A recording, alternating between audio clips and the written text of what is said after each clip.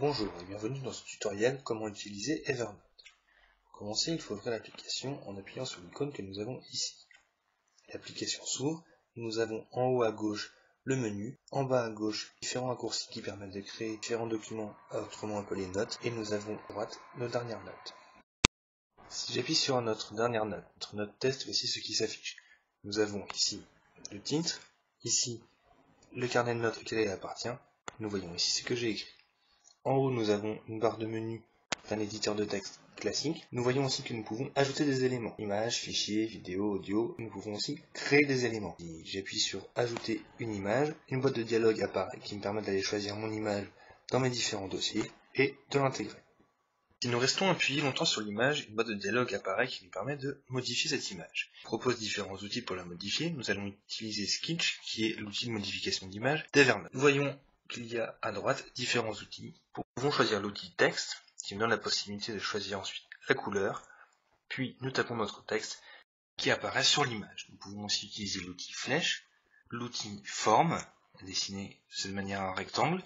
Nous pouvons aussi utiliser l'outil stylo, nous choisissons la couleur puis dessinons dessus, ou bien l'outil feutre, ainsi que l'outil surlignage.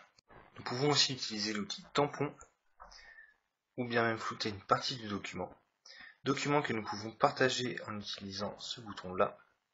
Ce partage se fait avec les différentes applications de la tablette.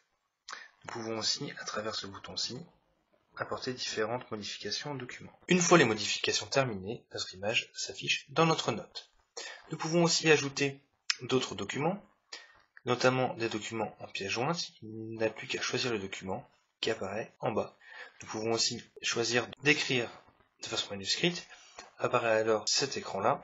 Il n'y a plus qu'à tracer en choisissant la couleur et l'intensité du stylo. Nous pouvons même sélectionner une partie de ce qui a été écrit et la déplacer avant d'intégrer le tout dans notre note.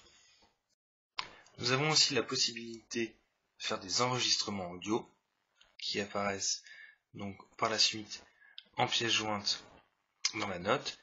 Nous pouvons aussi dicter du texte, et il faudra faire attention à l'orthographe. Nous pouvons aussi, grâce à Web Clipper dans Chrome, capturer des pages web, soit en entier, soit uniquement le lien que nous voyons apparaître ici. Chaque note peut être modifiée.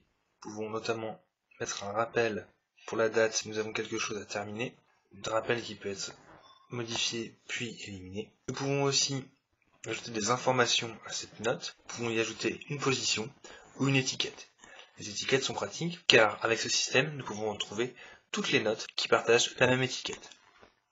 Nous pouvons aussi enregistrer notre note dans un carnet de notes, qui est en fait un dossier. Et enfin, nous pouvons partager cette note.